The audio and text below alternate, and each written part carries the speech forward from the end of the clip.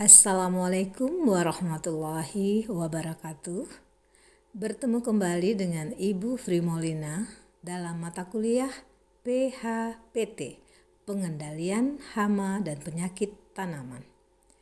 Pada pertemuan kali ini, kita akan membicarakan lanjutan dari kegiatan sebelumnya, yaitu tentang gulma. Dan pada hari ini, topik kita adalah konsep pengendalian dengan gulma. Ananda semua, dalam konsep pengendalian dengan gulma, capaian yang akan kita peroleh adalah Anda mampu menjelaskan apa itu derajat kompetisi gulma secara komplit. Kemudian, mengetahui cara-cara pengendalian gulma yang bisa diterapkan secara lengkap. Yang ketiga, mampu menerangkan pengaruh keberadaan gulma terhadap tanaman yang kita budidayakan secara rinci. Dan ketiga, menjelaskan pengaruh pengendalian terhadap gulma secara benar. Oke, kita akan mulai materi hari ini, dan sebelumnya harus kita ingat materi yang sudah disampaikan pada minggu lalu, yaitu terkait dengan definisi gulma, kemudian bagaimana interaksi gulma dengan tanaman yang kita budidayakan. Oke, Ibu akan meminta saudara untuk mereview, untuk mengingat materi yang sudah diberikan pada minggu lalu. Oke, berarti kita masih ingat bahwa definisi gulma itu bersifat relatif dan dinamis. Artinya relatif tergantung dari sisi mana kita melihatnya. Sedangkan dinamis, ia berubah terus sesuai dengan waktu. Nah, contohnya pada slide ini terlihat bahwa alang-alang atau Imperata cylindrica itu merupakan hama pionir pada daerah-daerah yang tandus dan mudah sekali tumbuhnya karena Imperata cylindrica memiliki rizoma yang sangat mudah bertahan di dalam tanah. Selain itu, bijinya pun mudah diterbangkan oleh angin. Nah, pada kondisi ini, alang-alang atau Imperata cylindrica itu disebut sebagai gulma. Namun, beberapa hasil penelitian membuktikan bahwa daun gulma ini bisa digunakan untuk membuat cenderamata. Misalnya dirajut menjadi tikar atau topi. Sehingga ada kemungkinan Imperata cylindrica ini dibudidayakan. Sehingga itulah yang artinya bersifat relatif. Di kacamata pengrajin yang sudah membudidayakan Imperata cylindrica, maka hama ini berubah. Definisinya menjadi tumbuhan yang manfaatnya belum diketahui. Nah, begitu juga dengan Lersia oryzoides. Saat sekarang disebut sebagai gulma.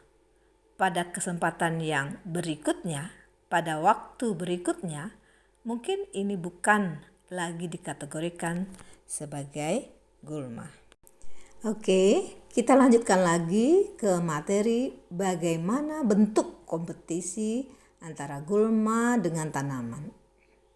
Kemarin di minggu lalu kita sudah sepakat bahwa interaksi antara gulma dengan tanaman terjadi dalam bentuk kompetisi atau persaingan. Nah, persaingan atau kompetisi bagaimana yang terjadi? Bentuk kompetisi ini antara lain, gulma bisa menurunkan hasil dan kualitas akibat persaingannya terhadap kebutuhan, terutama dalam air, unsur hara, cahaya, dan karbon dioksida.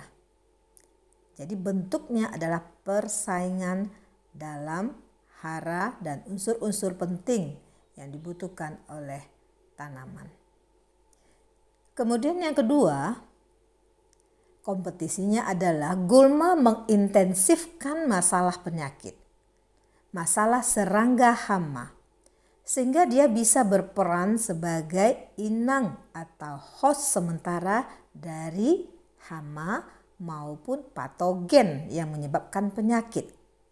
Sehingga keberadaannya pada inang barunya ini atau inang alternatifnya ini akan menurunkan hasil baik secara kualitas maupun secara kuantitas.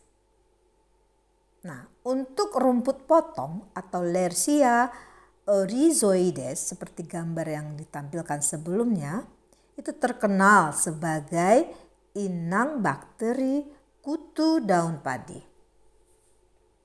Bisa kita pahami bahwa apabila tanaman kita dirawat dengan baik, tetapi di sekitar pertanaman kita yang tidak kita budidayakan seperti keberadaan dari Lersia rhizoides atau dikenal dengan rumput potong, maka rumput potong ini berpotensi sebagai inang sementara dari bakteri kutu daun padi.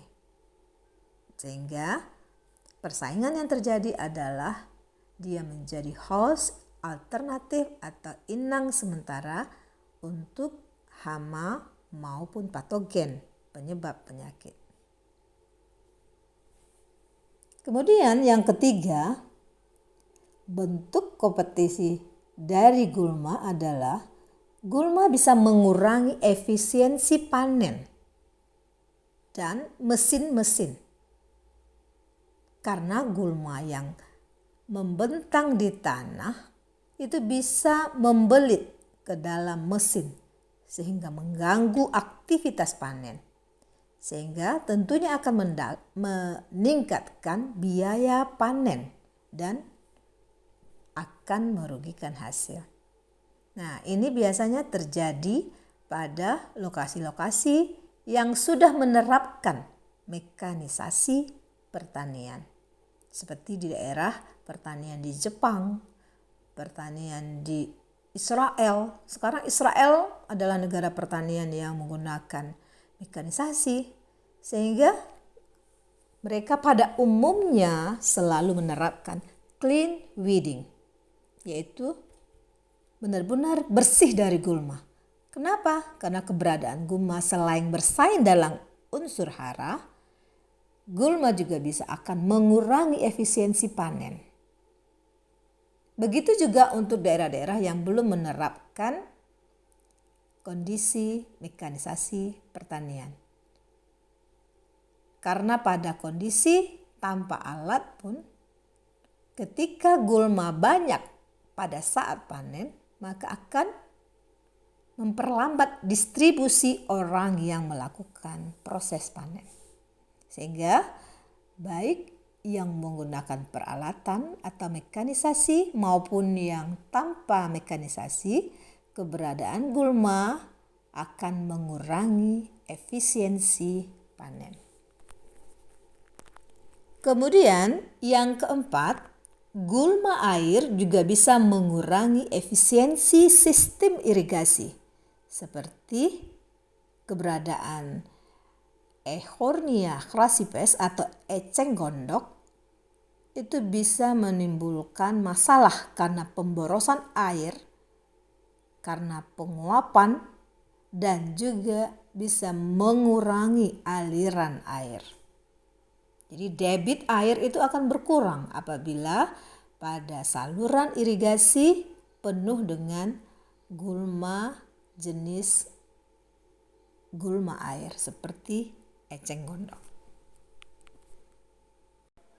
Oke. Selanjutnya bentuk kompetisi gulma yang kelima adalah pada beberapa jenis gulma tertentu di daerah padang rumput itu bisa menimbulkan penyakit pada ternak karena kandungan racunnya yang terdapat dalam gulma tersebut. Contohnya adalah gulma pakis Pteridium anguillinum. Ini biasanya ada di daerah Jepang. Jadi pada kondisi padang rumput yang luas itu biasanya tidak selalu ditumbuhi oleh rumput, tapi juga ada jenis pakis-pakisan seperti Pteridium yang tidak bisa disensor oleh ternak yang makan di sana, sehingga tiba-tiba ternak mati karena termakan Pteridium anguillinum dalam pakannya. Oke, jadi ada 5 hal yang terjadi dalam kompetisi antara gulma dengan tanaman yang kita budidayakan. Pada slide berikut terlihat jenis gulma yang dibicarakan tadi, yaitu eceng gondok atau Eichhornia crassipes yang merupakan gulma air, dan Pteridium anguillinum yang terdapat di savana atau padang rumput yang merupakan gulma darat. Pada slide berikut disajikan gambaran bagaimana bentuk interaksi antara tanaman dengan gulma. Nah, di sini kita bagi atas 2, yaitu bentuk persaingan di bawah permukaan tanah dan bentuk persaingan di atas permukaan tanah. Dari bawah permukaan tanah terlihat bahwa perakaran dari gulma dan perakaran dari tanaman itu saling bersaing. Terlihat bahwa gulma memiliki akar yang lebih banyak ketimbang tanaman. Nah, ini potensial sekali di dalam berebut unsur hara dari tanah dan berebut air. Kita ketahui bahwa air merupakan sumber kebutuhan utama dari tanaman. Begitu juga dengan nutrisi dalam bentuk mineral-mineral yang tersedia di dalam tanah. Apakah unsur N, P maupun K. Sehingga kondisi ini menyebabkan keberadaan gulma merupakan pesaing atau kompetitor terbesar dari tanaman yang kita budidayakan.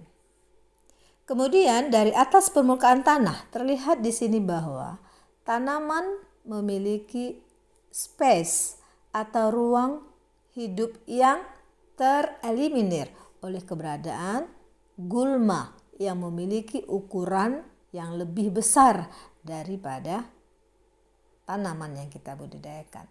Sehingga selain space-nya berkurang, maka cahaya matahari yang didapatkannya juga akan terhalang oleh gulma. Sehingga dari gambaran ini terlihat bahwa bentuk kompetisi itu adalah dalam cahaya dan ruang hidup di atas permukaan tanah dan pada penyerapan nutrisi atau hara serta air dari bawah permukaan tanah. Silakan saudara pahami gambaran bentuk persaingan ini sehingga bisa membuat saudara lebih yakin dan mau melakukan kegiatan pembersihan atau sanitasi di lahan pertanian yang sedang Anda usahakan. Baik, kita lanjutkan materi kita. Kali ini kita akan membicarakan faktor atau derajat kompetisi gulma. Kita ketahui tadi bentuk interaksi antara tanaman dengan gulma itu adalah kompetisi. Nah, pertanyaannya, faktor apa saja yang bisa mempengaruhi tinggi rendahnya atau derajat kompetisi gulma tersebut? Yang pertama adalah spesies atau jenis dari gulma. Di kuliah pertama, saudara sudah mengenal bahwa gulma terdiri atas 3 macam secara morfologi, yaitu gulma berdaun sempit yang terdiri atas rumputan dan teki-tekian, kemudian gulma berdaun lebar. Nah, ini sangat mempengaruhi karena jenis gulma berbeda akan menyebabkan perbedaan dalam bentuk kompetisinya. Nah, pada beberapa sistem fotosintesis, kondisi perakaran dan morfologi ini dipengaruhi oleh keberadaan atau bentuk dari daun dari gulma. Spesies gulma yang tumbuh cepat, berhabitat besar, dan memiliki metabolisme efisien, ini akan menjadi gulma yang berbahaya. Spesies yang memiliki metabolisme efisien itu adalah yang tergolong tumbuhan berjalur fotosintesis C4. Nah, apa itu yang C4? Salah satunya adalah jenis rumputan atau Gramineae, kemudian teki-tekian atau Cyperaceae, dan Amarantaceae atau jenis-jenis bayam-bayaman. Oke, sehingga spesies atau jenis gulma mempengaruhi derajat kompetisi gulma. Kemudian yang kedua, kepadatan atau density dari gulma. Kerapatan gulma yang tinggi itu akan berpengaruh pada produksi tanaman. Nah, pada areal itu akan berbeda kerapatannya, dipengaruhi oleh musim. Seperti ketika musim hujan atau basah, densitas gulma itu tentu akan tinggi. Persediaan air cukup. Sebaliknya pada musim kemarau, populasi gulma akan rendah. Sehingga hal ini berpengaruh pada produksi tanaman yang dihasilkan. Di mana semakin tinggi densitas dari gulma, maka semakin rendah tanaman budidaya. Populasi gulma yang sangat rendah tidak akan banyak mempengaruhi produksi. Nah, apakah ini benar? Saudara bisa buktikan nanti dalam praktek lapang yang akan kita lakukan. Sehingga harus serius di dalam melaksanakan praktek. Oke? Nah, kemudian yang ketiga, waktu penyiangan. Nah, kapan sebetulnya periode kritis dari keberadaan gulma itu untuk jenis tanaman? Pada saat awal pertumbuhan, keberadaan gulma akan berpengaruh karena persaingan gulma itu mengurangi kuantitas hasil. Pada waktu gulma menjelang panen, persaingan gulma akan mengurangi kualitas hasil panen yang diperoleh. Seperti yang sudah Ibu jelaskan tadi. Oleh karena itu, penyiangan sangat berpengaruh dalam kompetisi gulma. Kemudian yang keempat adalah penyebaran atau distribusi gulma. Seperti yang kita ketahui, gulma ini berkembang biak melalui bijinya yang sangat banyak. Ya, jadi saudara perhatikan morfologi dari tanaman, maksud Ibu dari gulma, ya selalu memiliki bunga. Nah, setelah bunga itu akan muncul biji. Nah, selain itu ada akar rimpang seperti yang Ibu jelaskan tadi pada tanaman alang-alang, Imperata cylindrica. Nah, yang alat perkembangbiakannya ini dapat menghasilkan nilai kompetisi yang sangat tinggi. Apabila kedua cara tersebut dorman pada suatu saat, maka apabila kondisi lingkungan cocok, dia akan segera tumbuh.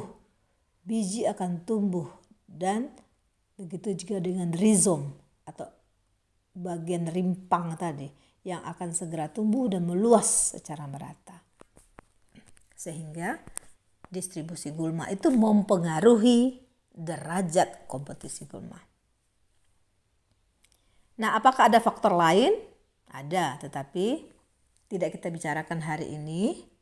mungkin di lain kesempatan, karena ada faktor kultur teknis, ada faktor pemupukan, ada faktor varietas tanaman yang ditanam dan lain sebagainya yang juga mempengaruhi derajat kompetisi gulma.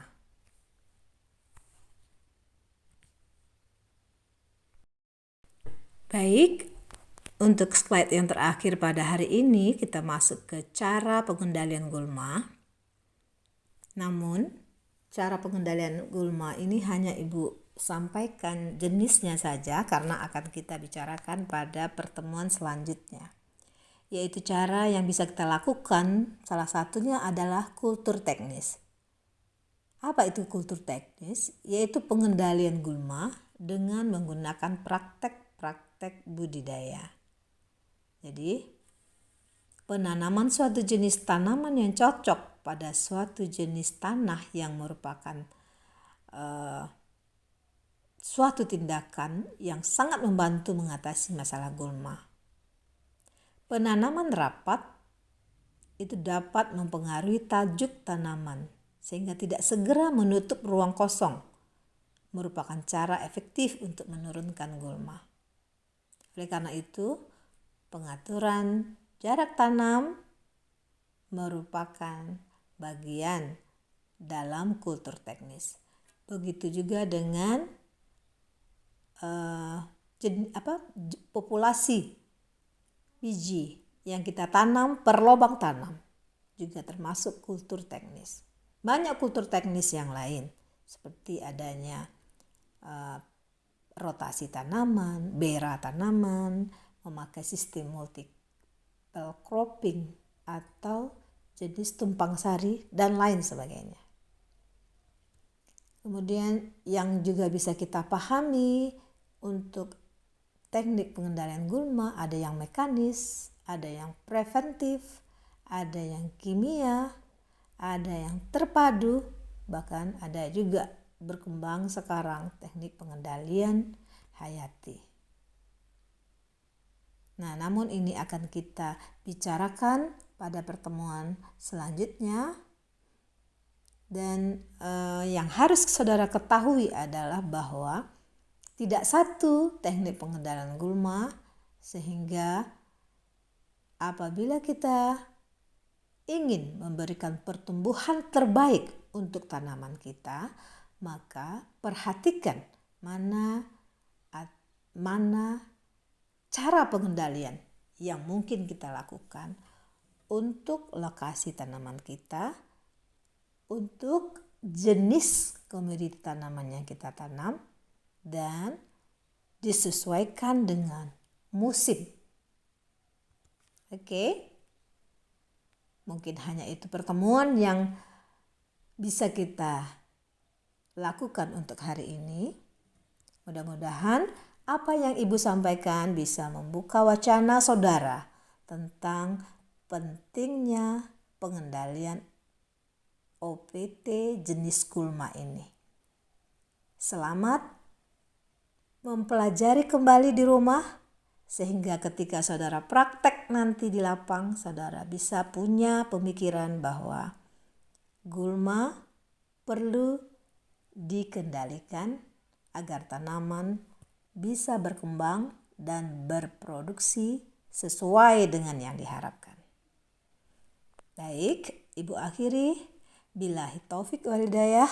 Wassalamualaikum warahmatullahi wabarakatuh.